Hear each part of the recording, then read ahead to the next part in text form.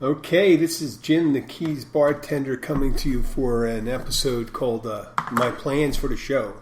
And I'm also streaming on live on Facebook. Today, as I got up this morning, I was thinking what could be the next thing we could do with the show. And my original intentions for the show over 2 years ago to make it into a variety show. Excuse me for one moment. I'm going to have to stop. This music's still playing right here. Alexa, stop. I was playing a little meditation music in the background. I didn't want that to disturb us and sound a little freaky. I do that in the morning. I try to meditate every time I get up and try to be present. But now I'm thinking about the future, right? So we have to have plans. I have plans myself for the show. As I stated earlier, I wanted this to be a variety show. And I intentionally eschewed any live broadcasting, not because I'm afraid of broadcasting. I'm not afraid of failure. I've done failure before my whole life, so I'm going to try something a little different, try to do some success. So I didn't do the video component because I figured if a video component would exist of a podcast, it would be a deterrent from people just to listen. And but why? If something interesting were going to happen, I got to make sure that if I'm being too visual, then there's no reason to really listen to a podcast. You have to have a video component. So people that are listening to podcasts while they're working, or they're in a bar, or perhaps they're just at home.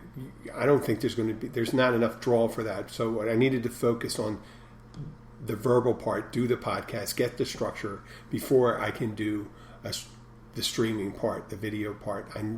Who listens to a soap opera? When there's things on people that are blind do, with a little visual assist, from the Sighted, where they describe a man walks into a room and things like that. But that's the reason I haven't done that.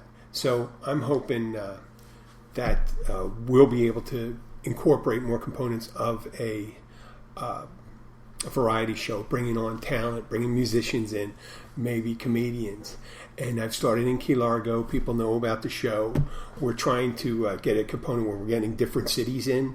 I'm originally from Philadelphia, and I have bars up there. We got McGeehan's, what's the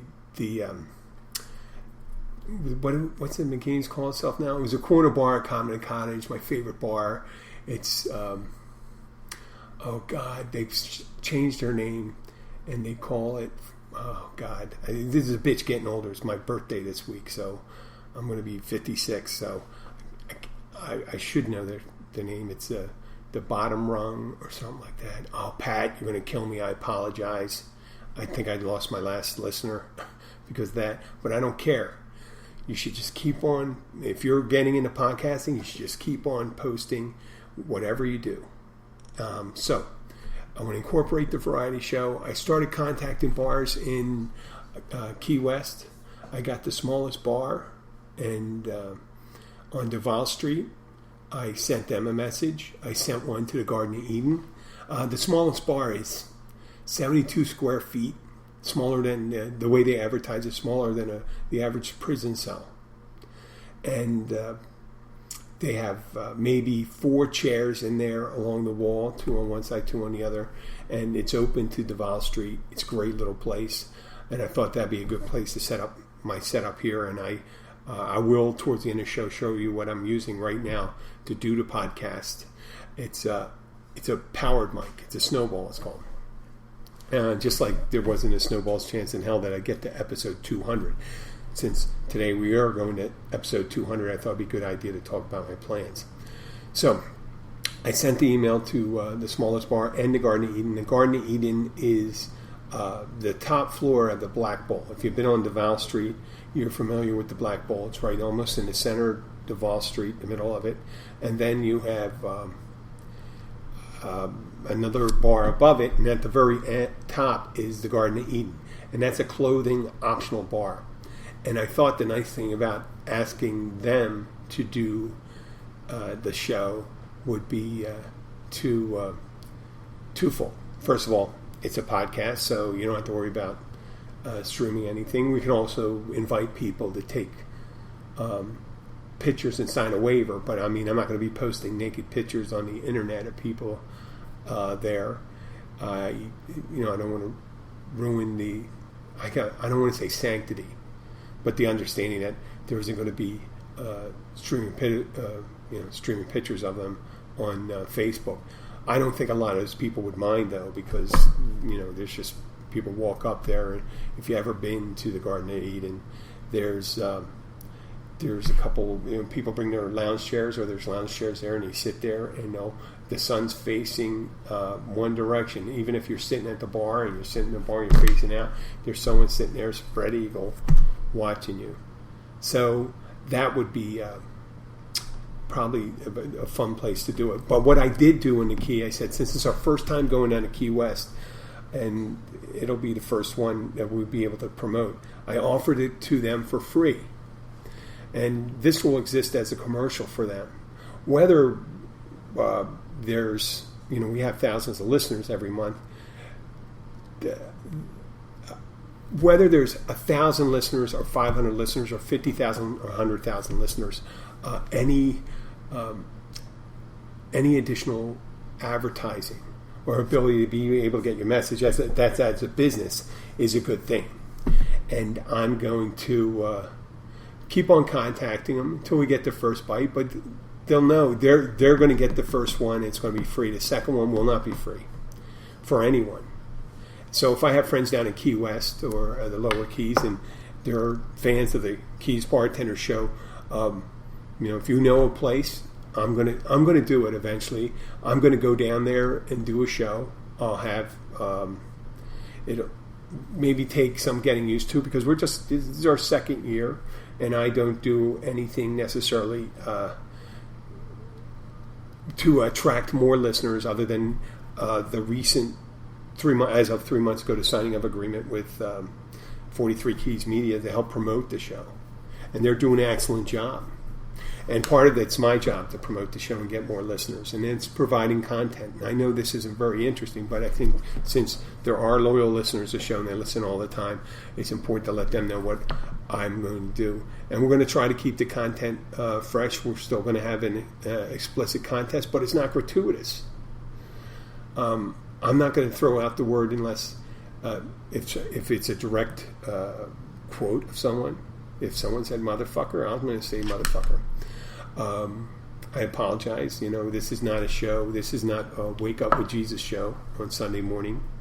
This is Keys Bartender, and there's bar talk, and sometimes people use different language to express themselves. It's not necessarily makes you dumber. Matter of fact, I think a study just was recently released that the more intelligent you are, the more likely you are to curse. I'm not saying that's the be-all and end-all cursing, because there is such a thing as gratuitous cursing. Just making sure that we're not gratuitously just being filthy for the sake of being filthy. We're doing it to make a point. Sometimes realizing this is an adult show, you wouldn't bring a child to a bar. You shouldn't bring a child to a bar, especially at night, with some of the content and the discussions that go on. If someone does bring a child and sits them at a bar, and they allow them to sit at the bar, and they hear some of the things that they're not ready to hear, it's not the worst thing in the world to hear a curse, but out of context, you don't know. There's some great parents out there that curse all the time, and there's some horrible parents that never say anything that would be considered more than PG rated, and they're cruel people. So that doesn't necessarily, but you shouldn't. I don't think it's not necessarily a great parenting tactic to have your kid in the bar all the time. I understand it's hard to get child care, but that's the thing, man. You got to keep those kids out of the bars. They can come in during the daytime and things like that. You come into your friend's bar, McGeehan's, they used to do it, but every so often you get guys in there and they're intoxicated, guys and girls, and they say some pretty horrible stuff, and sometimes they do some bad things. And I wouldn't try to expose that. I did have my daughter come in for lunch a couple times, but lunch rules are different than rules at 9 o'clock at night, 10 o'clock at night. So the later it is at the bar, the more adult it becomes. And it's pretty much like the Keys Bartender Show. We're trying to do the same thing there. So I'm going to bring the show down to Key West. I'm looking to go down. That includes Marathon. We're going to start doing on-site shows. We'll interview the guests. We'll interview the owners, the bartenders, the people that come walking in. It's going to be a great way, and we'll probably incorporate, except for the Garden of Eden, we're probably incorporating a video component to that and make it a little more engaging.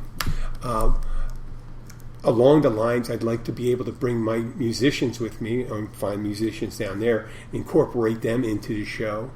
Even though this is not a music show, if someone were to come on the show and they have music they like to do, their original stuff, which, that's the rules of, royalties, that, if you own your own music, that's better. Or if you have royalty-free music that you can do yourself, that's the best. So that's what we like to do. We introduce new artists. We can even bring on interesting people, notable people that normally you wouldn't find on different shows. If we could I'd like to do a show from where we bring in people from the Monroe County, the prison, or the jail in Plantation Key. We have Monroe County, the mugshots that everyone checks down here, and we don't check the mugshots necessarily to see, what kind of scumbags are being. No, we're looking for our friends. I know. You don't know who got arrested this weekend. It was a big weekend. And my buddy, he said the wrong thing to the cop, and he should have put on his fucking pants, right? Or, hey, they tried to get into the wrong house, and there's a lot of homeless people doing things, have mental problems, they get arrested too. So that would be something we'd like to incorporate. I'm not doing it for an entertainment thing, but it will be entertaining. I'd like to, sometimes if you get to talk to people that they can give their side of the story.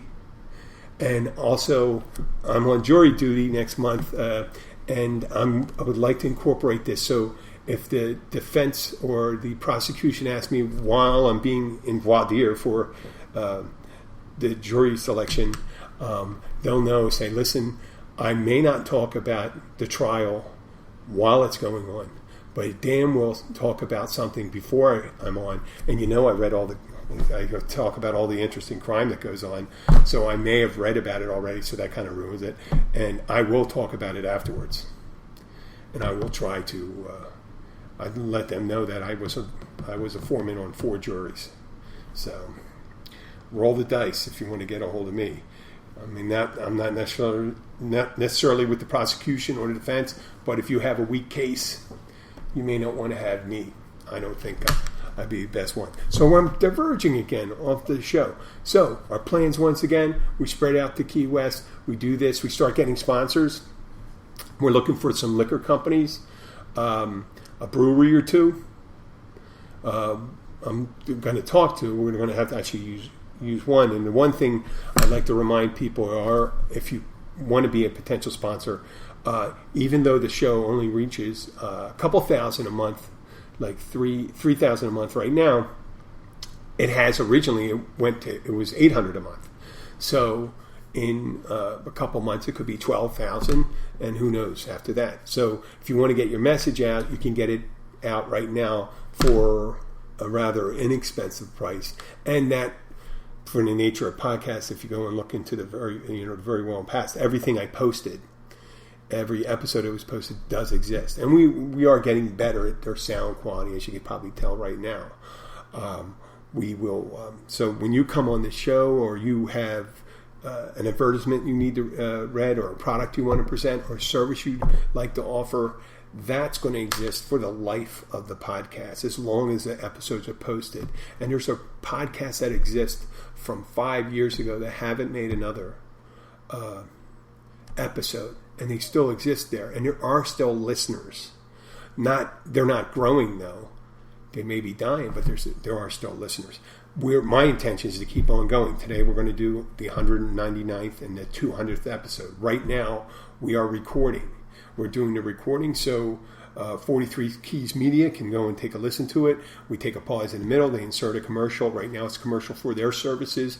Eventually we're going to be putting other ones in. So if you really want to get in on that right now, now's the time to do it. And it'll be cheaper. And as more people listen, they'll go back to the back episodes and your product's going to be in it. So that's enough of me selling right there. So the next thing I'm talking about is getting the word out. So I'd like people, I am at the Catch restaurant. I bartend there more than several nights. If you want to come down, come in the bar and have a drink with me. If you're visiting the Keys, stop in Key Largo, stop at the bar, and we'll have a chat. Mention that you're a listener, and maybe I won't kick your ass out. No. If you mention you're a listener, for the first couple, I'm going to start offering buying them a drink. But after that, if it gets really busy, I don't know if I can afford it. But if I get if you get more listeners, maybe I can buy more drinks. I can't. I don't know if I can do like 20 a day, but I think I could probably do. I could probably do something like that. I don't want to go broke doing it. Stuff like that. Just buying all you spouses drinks. Yeah, that's an old style saying for that. But eventually, we get the Keys done. We get these bars done, and then I'm going to go and start doing remotes. We can go up to Philadelphia, do a live broadcast from McGeehan's, from McMillan's, from places on the river, maybe South Street. Hit those places, go to other cities that we have. And like I said, I'm a Keys bartender. You may see on the new title, it says the Florida Keys bartender. I am not the pinnacle in bartenders.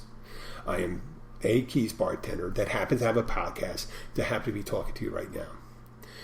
And I'm going to continue doing that for as long as I feel that I have value and entertaining things to say. And I feel that very lucky and fortunate that I've been able to do this show. And I hope that I can do it for another almost 2.5 years. And I have no end goal for anything other than to do a really good show and to have something that people want to listen to and something they can go to and something maybe if you're not feeling so good that day, you come in there and I'm not going to... Sometimes it's a bitch session. I know that. We're bitching about people that order... get stuffed olives and people that micromanage their orders. And then we talk about, some horrible thing that happened. But in the case, I try to be uplifting. I try to be positive. When people come into the bar, I want them to be one of the better parts of the day. I want them to come in, and most people are. They want to come in and they want to be enlightened. And when I say enlightened, I don't mean enlightened meaning you're giving them information. No, they're going to be lighter, happier, more carefree. And, some that's booze. I don't want you to get completely fucked up. I'd like you to be able to drive. But if you do drink too much, I do like to say, I'll arrange a ride home for you. I'll be happy to pay for it as long as it's not out of state. Otherwise, we're going to have to arrange a ride for you locally someplace. Otherwise, because it's really tough in the Keys, you could be spending the night at a let's say a facility run by Monroe County, and then eventually you'll get to know Monroe County a lot better as you're cleaning up the side of the highway. So, yeah, I guess that's a shitty thing for a bartender to say. But and I wonder if I'm sorry, is my mouth being blocked here by that? I hope that you'll still listen even after you get to see a picture of me. And if you have any suggestions, don't say stop podcasting. I know you might say that. That's rather mean-spirited. Why don't you do your own fucking podcast if you have a problem? But if you are a supporter, please subscribe to the show. Tell your friends about the show. We'll send a shout out to you. I'm going to support all the local businesses that are here, but for the purpose of the show. Inside the show, from now on, we're going to just probably keep it to the ones that are sponsors or people we do location shows from. And if you do have connections in Key West, a bar owner, say, listen, Key's bartender wants to come in and do a show there, and here's their website. Here, listen to shows. This is what he does, and he would promote it. Bring people in, and also people that listen will know that they exist. So for now, I'm going to be signing off. I'd like to thank you for listening. I'd like to thank everyone on Facebook for listening, all 2 of you, or 3 or 5. It jumps up and down. I will be back.